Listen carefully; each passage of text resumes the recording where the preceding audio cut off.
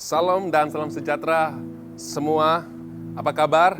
Saya harap kita semua dalam keadaan yang baik, dalam keadaan yang sehat. Puji Tuhan.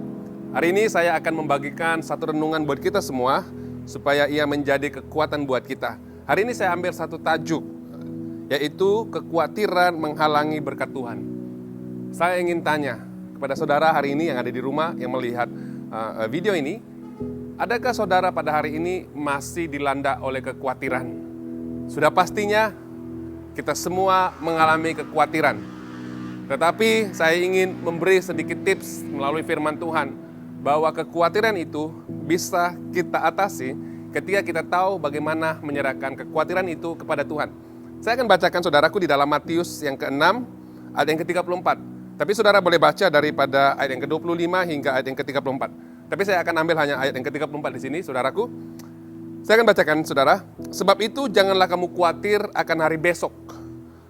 Karena hari besok mempunyai kesusahannya sendiri. Kesusahan sehari cukuplah untuk sehari. Haleluya.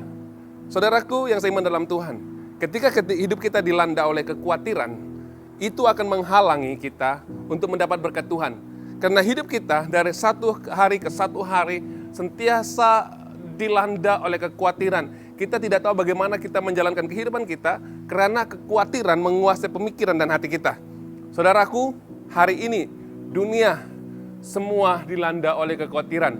Dengan satu wabak ataupun COVID-19 atau pandemik ini, ia melanda seluruh dunia. Dan apa yang berlaku, bukan saja orang-orang yang ada di luar, kita sebagai umat Tuhan juga mengalami masalah yang sama. Kita khawatir akan kesehatan kita khawatir akan pekerjaan kita khawatir akan investment kita khawatir di dalam perniagaan kita khawatir akan keluarga kita. Ini membabitkan ekonomi di dalam kehidupan kita. Dan saya percaya bahwa hal ini ramai membuat orang terfokus kepada kekhawatiran dan tidak terfokus kepada Tuhan. Saudaraku yang seiman dalam Tuhan, saya ingin memberitahu bahwa ketika kita belajar menyerahkan kekhawatiran kita kepada Tuhan, Tuhan akan menggantikan kekhawatiran itu dengan berkat. Sehingga kita bisa menjalankan kehidupan tanpa kekhawatiran yang melampau. Haleluya. Bagaimana saudara kita mengatasi kekhawatiran? Yang pertama, saudara perlu menyadari bahwa saudara sangat berharga di mata Tuhan. Hal yang ada dalam pikiran kita perlu percaya bahwa kita sangat berharga di mata Tuhan. Kalau kita baca di dalam ayat yang ke-25 hingga ayat yang ke-34, di situ Tuhan berbicara tentang bunga, berbicara tentang burung yang ada di udara yang tidak menabur, yang tidak menanam dan tidak menuai, tetapi bisa hidup. Bunga yang ada di taman dihiasi oleh Tuhan. Apalagi kita manusia yang adalah umat Tuhan sendiri, saudaraku. Jadi Tuhan mau kita melihat burung-burung yang ada di udara yang diberi makan oleh Tuhan. Amin. Dan bunga bakung di ladang tumbuh tanpa bekerja dan tanpa memintal, dan Tuhan juga mendandani rumput itu di ladang. Apatah lagi kita, saudara. Jadi kenapa kita perlu khawatir akan hidup kita? Tuhan memelihara hidupmu. Apa yang dunia tidak bisa berikan kepada saudara, itu hanya diberikan oleh Tuhan. Jadi jangan kita khawatir tentang apa yang kita makan, apa yang kita pakai, apa yang berlaku di hari esok. Saudaraku yang seiman dalam Tuhan, ketika kita belajar menyerahkan kekhawatiran kita kepada Tuhan, kita akan melihat bahwa betapa berharganya saudara dan saya. Saudara adalah orang yang berharga dan Tuhan tidak akan mengizinkan saudara hidup di dalam papakedana, hidup dalam keadaan yang kekurangan. Orang-orang yang hidup mengerti dan percaya kepada Tuhan tidak akan pernah khawatir dan Tuhan pasti akan memberkatinya. Saudaraku, yang kedua, bagaimana kita menghalangi atau bagaimana kita bisa mengatasi kekhawatiran dalam hidup kita? Kita perlu berfungsi di dalam kerajaan Allah. Kalau kita baca dalam Matius 6 ayat ke-33, saya akan bacakan saudara.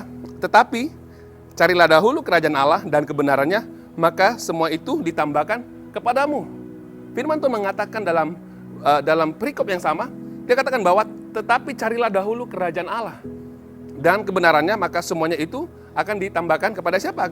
Kepada kita semua. Carilah dahulu kerajaan Allah. Mencari kerajaan Allah maksudnya apa, saudaraku? Saudara dan saya, di dalam keadaan kita mengalami kekhawatiran, kita berfungsi di dalam kerajaan Tuhan. Mengerjakan panggilan kita di dalam kerajaan Tuhan. Karena saudara, di dalam kerajaan Allah lah, ketika kita berfungsi dalam kerajaan Allah di muka bumi ini, saudaraku, kita bisa menikmati berkat Tuhan. Firman Tuhan mengatakan bahwa ketika kita berfungsi dalam kerajaan Allah, berfungsi dalam panggilan kita, ketika kita menabur, kita akan menuai, ada yang 30 kali lipat, ada yang 60 kali lipat, ada yang 100 kali lipat. Saudaraku yang seiman dalam Tuhan, di dalam kerajaan Allah, segala kekhawatiranmu akan mengalami mujizat Tuhan. Segala masalahmu akan dijawab oleh Tuhan. Apa yang kau perlukan akan dijawab oleh Tuhan ketika saudara berfungsi dalam kerajaan Tuhan. Maka Tuhan mengatakan, carilah dulu kerajaannya dan semuanya itu akan ditambahkan kepadamu. Apa yang menjadi kekhawatiran dunia hari ini? Apa yang menjadi masalah dunia hari ini? Semuanya itu terjawab di dalam kerajaan Tuhan. Saudaraku, mari kita berfungsi dalam kerajaan Tuhan dan melihat bagaimana Tuhan mendambakan segala sesuatu di dalam hidupmu. Atasi kekhawatiranmu dengan percaya kepada Tuhan bahwa engkau berharga di mata Tuhan. Kalau Tuhan bisa memelihara burung, kalau Tuhan bisa memelihara bunga yang ada, rumput-rumput yang ada, terlebih saudara dan saya, Tuhan memeliharanya. Amin. Tuhan mau kita mencari dahulu kerajaan Allah, berfungsi dalam kerajaannya, dan semuanya itu akan ditambahkan kepadamu. Tuhan Yesus memberkati. Amin.